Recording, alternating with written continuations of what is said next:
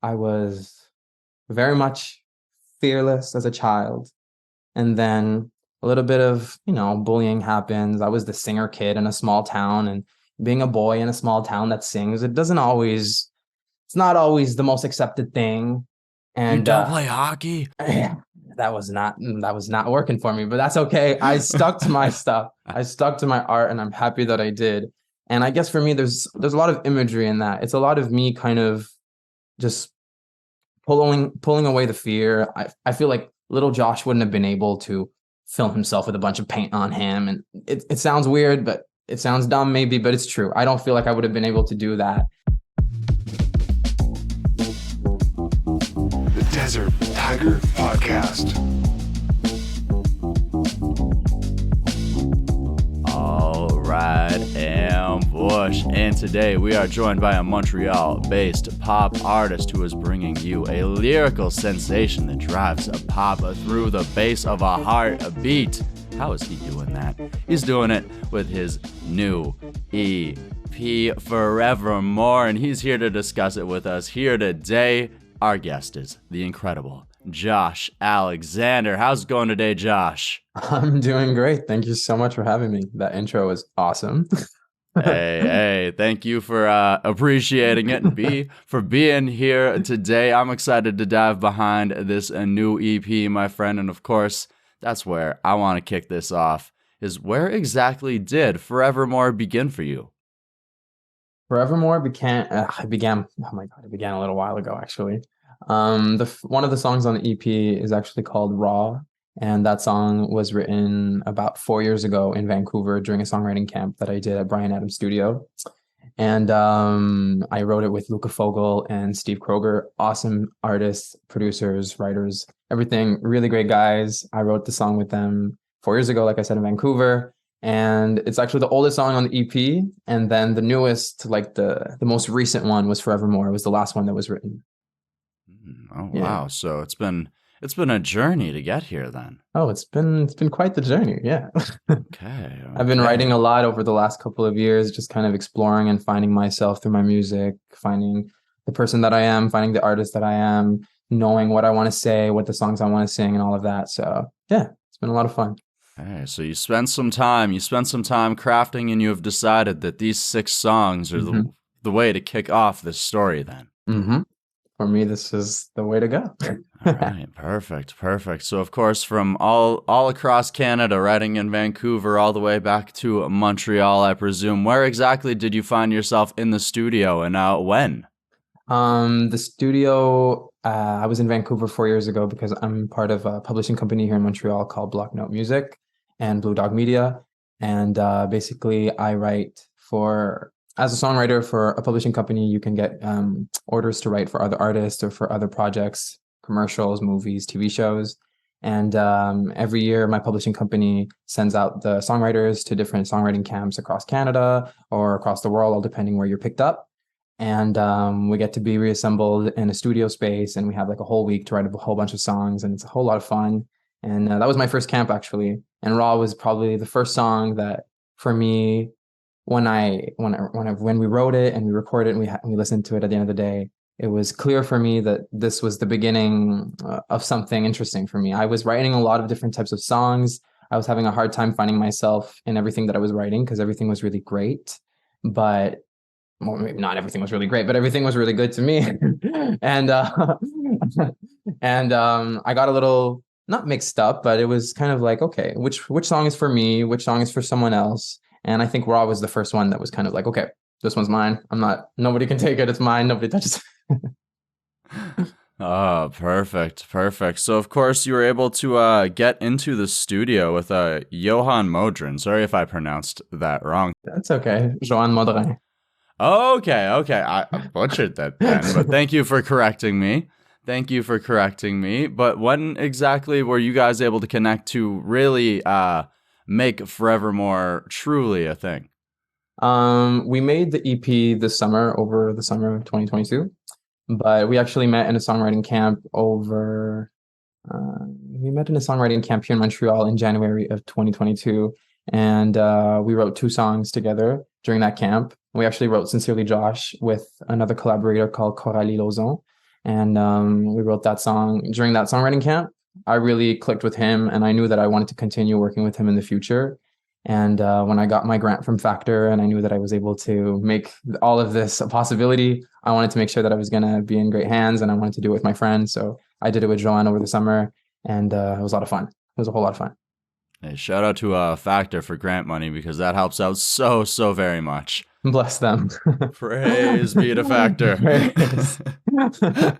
Oh, yeah. Oh, so of course that was all the way back in the summer. So Yeah. we've been kind of working our way towards here, and our first taste of the EP actually came at the tail end of August, I believe, with the track Hurricane. So what made you decide to kick things off with Hurricane, and what does the track mean to you? The song is so grand, like the production of it is so amazing. But at the root of it all, the story behind it is really important to me. It really defines, I feel, the person that I am, the big brother that I am to my siblings, the big brother that I am to many people in my life. I wrote that song. It's dedicated to my little brother who had been going through a hard time. He's been dealing with a lot over the last couple of years, and I moved away from home around 5 years ago to pursue my music career. And, sometimes it's hard being away from home, and your little brother doesn't always reach out when he needs you, but he needed me a lot, and I wasn't there, and I didn't know. And when I did find out, well, I wanted to write him a song so he knew that whenever he needed me, well, I'm always available. I'm always there for him. Whenever he needs me, whatever the reason, I'm there. I'm still his big brother, and that won't ever change.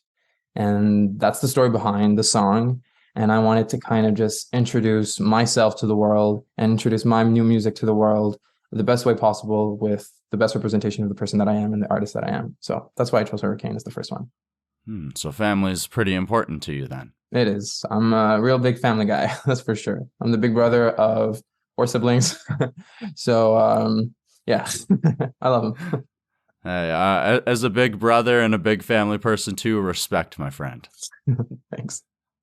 So, of course, you mentioned that the song's sort of written as a response to your brother. When he goes ahead and hears that you wrote a song for him, and not only just wrote a song for him, but released it as your first single worldwide in front of like an entire, like I just said, worldwide audience, global audience. What is his response to this? What did he think about the track? My brother is pretty funny. My brother has quite the personality. So when the song did come out, he was really happy and was really proud to promote it on his Instagram and be like, "Oh, look at this song that my brother wrote me." He was super proud. The song, I think for him, when he first heard the song, it was not the same type of, "Oh, this is my song." It was more of a, "Oh my God, you wrote this for me?" And like, it was a very emotional moment between me and him. We were in the car together. I was driving him back home from work. I went back home for a weekend, and I made him listen to the song, and he was really touched. I didn't think he would be that touched, but I'm happy that he was, and I'm happy that it had such a great impact on him. But when he did hear the song out in public, like I said, he made sure to tell everybody that the song was about him, and that everybody knows that my first single is about him. He made sure everybody knew. Flexing hard. Oh, he does that. Love him. As little brothers do. Little brothers do. And of course, another track that I would love to dive into here is the title track off the album, which happens to also be, I believe, the last song on the album here, Forevermore itself. So take us a little bit behind this track, because afterwards I want to dive into the music video. All right. This track actually has a story behind it, because the song was not supposed to be for me at first. Like I said, at first, I'm a songwriter, so I write for a bunch of different things. I don't just write for myself. And I'm working on a movie currently that's going to come out very soon. And I got to write some songs on it. And there was an artist in particular that I thought the song would be great for. But as I was writing the song, and the more I was getting into it, and the more I was connecting to the words, and the more I was finding myself through the lyrics, I didn't really want to have to let it go. So I pulled it from the movie and I said, I'm going to keep this song. And I said, I have an EP coming and I think I'm going to put this in the EP. The movie people agreed because they loved the song and they loved my voice on it. And they were like, it's all good. You do what you got to do. And so that's like the first little part of the story with the song, little anecdote right there. But if you want more of a storytelling with the song, Oh, please, I would say please. that Forevermore is a cinematic pop song, and it really explores like a new sense of like strength and like a new love. Sometimes like a love that's so strong, and it can be a love either from a lover or a love from a new friend that you meet, or just someone that came and gave you some strength that you needed to get through the day and get through certain obstacles. And yeah, I feel like I'm someone that I've been through it in my life. I've lived my shares of ups and downs. And there's certain things that might have slowed me down and kind of kept me from fully releasing my full self. And I've met a couple of people throughout the years who sort of just helped me let go of that and just fully just be me and do my stuff and do my music and just, do the damn thing, And those songs, I guess the song to me is kind of like, I'm doing good right now, and I'm feeling centered in my life. I feel like I'm aligned. I'm going towards my goals. And if I can take people with me and let's do this together. And if ever I fall down and you're here for me, then great. And if ever you fall down, then I'll be there for you. It's a song about being there for people, getting through stuff, getting through obstacles, and getting to the end goal. And it's like fearlessly taking on the world together, Hey, rising tides raise all ships. There you go. Hey, absolutely. I love the message of the song. And of course, like I mentioned, I want to dive behind the music video here. Dude. So was this your first music video? This was my first music video. Yeah, it was an awesome freaking experience. Again, thank you to Factor. Thank you to Factor for making all of this a possibility. Praise. And Praise. yeah, no, it was my first music video. I had a lot of fun doing it. It was a great day. My whole team was there, and it was the best. We can dive into it though. If you want to ask me some questions about it, we can definitely talk about it. Go right ahead. Please go right ahead. Who helped you to bring this vision to life? So I worked with someone called Matthew Kane. Matthew Kane is he's the director here in Montreal, and he's also I was going to say a filmer, but it's not a filmer, a videographer. There you go. Sometimes my brain works in French and in English. Well, most of the time, not sometimes, all the time. So sometimes I'm like translating stuff, and I'm like, what's the right word to say in French and English? Anyway. And Matthew Kane worked with me on this music video. He came up with a concept with me. I talked to him a little bit about myself. I talked to him about the song, what it means to me, exactly like I told you. And he wanted to kind of create this image of me kind of coming out of darkness, like taking off paint off of me. And then like I start off, I'm on the ground and I'm kind of just, I'm posed on the ground and I'm just breathing. And then I stand up and I'm all covered in the paint and I'm messy all over. And slowly I'm starting to take off all of the mess from me. And I'm walking I'm walking forward into the light. And then once everything is off, well, here I am, Josh, clean. And I have no more pain on me, and I'm just ready to take over the world. I basically have nothing holding me back anymore. I'm just stripping away everything, all the messes, all of the past, anything that could have happened to me, and I'm letting go from all of those fears. And I'm going forward. I think I'm someone that growing up, I was very much fearless as a child. And then a little bit of, bullying happens. I was the singer kid in a small town, and being a boy in a small town that sings, it's not always the most accepted thing. And you don't play hockey? That was not working for me, but that's okay. I stuck to my stuff. I stuck to my art, and I'm happy that I did. And I guess for me, there's a lot of imagery in that. It's a lot of me kind of just pulling away the fear. I feel like little Josh wouldn't have been able to film himself with a bunch of paint on him. And it sounds weird, but it sounds dumb maybe, but it's true. I don't feel like I would have been able to do that. And for me, being able to throw paint on myself and just kind of just do whatever and just be, and then take it off to show the world that I'm done being afraid and I'm done just hiding. I just want to be me and sing my songs to the world and have the world sing them with me. And yeah, that's what it is. Then afterwards, it's just the happiness. It's me singing with the car, in the car, singing on the car, singing in the rock, singing in the field, having fun. That's Forevermore. Just enjoying yourself, Yeah. being yourself, right? Totally. Yeah. That's like you sort of mentioned there, sort of being the adult that your younger child needed too. Exactly. Exactly. Mm, wow. And that's one thing that you mentioned there is just sort of that thing of like, I feel like a lot of people can connect to that exact experience of being fearless. And then whether it's bullying or it's something else, just something hits you and like makes you suddenly afraid to Yeah. express yourself and afraid of judgment from other people. And even though, like, you know, that other people's judgment can only maybe affect you for literally just that moment, or Yeah. like, you know, their judgment doesn't pay your bills, it doesn't put you through school, it doesn't give you a factor grant. Like, No, it doesn't.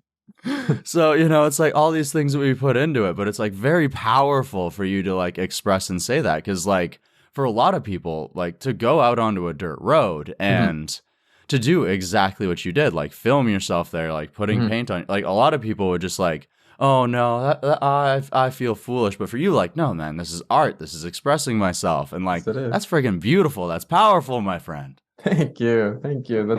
I'm happy that that's what you felt when seeing it. Awesome. That's so cool. Awesome. And of course, I mean, that's just my interpretation, my reception to these things. This EP has been out for, I want to say, like a couple, like 2 weeks now. Yeah. The video itself about 11 days. Hmm. So, what has the reception been like to the EP, to this music video so far? Reception has been good. People are enjoying the music. It's been super fun to see people on social media just sharing the song and people writing to me and telling me how much they love the songs, sorry. And it's also been nice to see who's connecting with which songs because I feel like the songs they're standalone on their own. So it's interesting to see uh, which ones are the favorites in the EP. And a lot of people really enjoy Forevermore. A lot of people enjoy Through Mine. A lot of people enjoy Sincerely Josh. I think I was just about to say all of the songs on the EP, but there's a lot of people that like all of the songs, so it's so fun. It's so nice. I love these songs so much. I love what I do so much, and to see people feeling something, connecting with the music, and loving it as much as I do, it's the best feeling in the world. Yeah, absolutely. Absolutely. And I'm glad that people are connecting for it. And you're like, oh, I It's feel like I'm going to say, oh, it's a 6 song EP. And if people are enjoying it and you're able to say each and every song, I feel like that's a good thing, my friend. Oh, thanks. And of course, that's something to be thankful for sure. And one thing that I would Definitely. love to know is what is something else that you're thankful for inside of this world, Josh? I'm thankful. I was gonna say I'm thankful for my family. I know family is everything. I'm so thankful for them. They supported me through my whole life and all of my dreams and all of the ideas that I had as a kid. I always had these big ideas and I always wanted to be a star. I always wanted to sing on stages and travel around the world and tour and write music. And in the city where I'm from, these dreams, they're not necessarily things that we talk about really. They're not necessarily things that we see as achievable. We see them more as hobbies just because it's not always realistic and it's a little harder and to get into music and everything. And I know it is, but I love it so much and I'm happy I stuck to it and I'm happy that my family pushed me. Although where I'm from, it might not be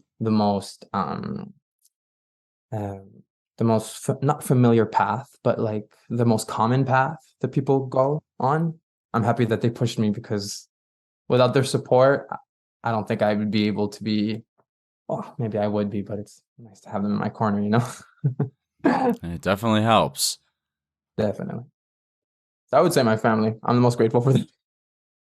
Hey, man. Family is a good thing, and if you have them in your corner, hey, you can do incredible things. Definitely. Hey, all right. So, of course, we've been talking about the build up to the EP, the release of the EP. From this moment here, what does the future potentially hold for Mr. Josh Alexander here for the end of 2022, the beginning of 2023?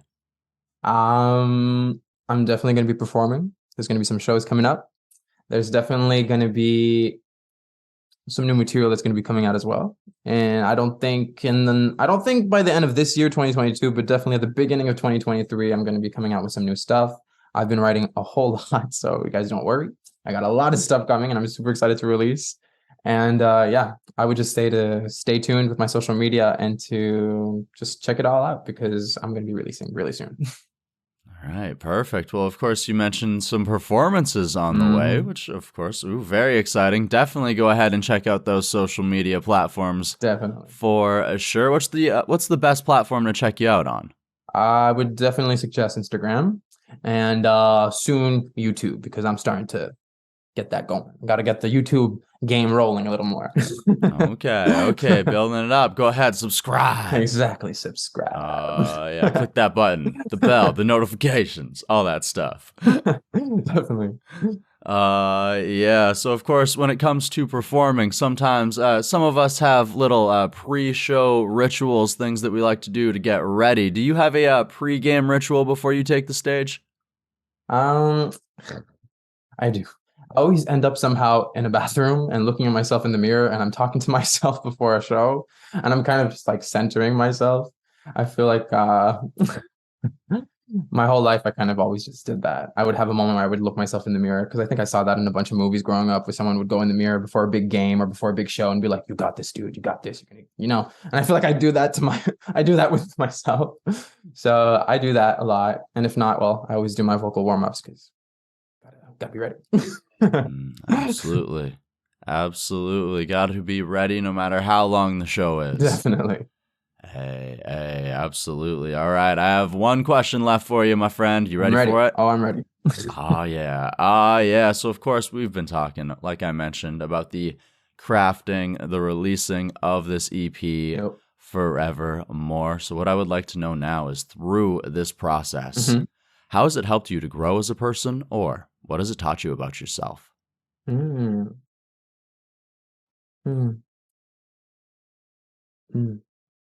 What has it taught me about myself, or how have I grown as a person?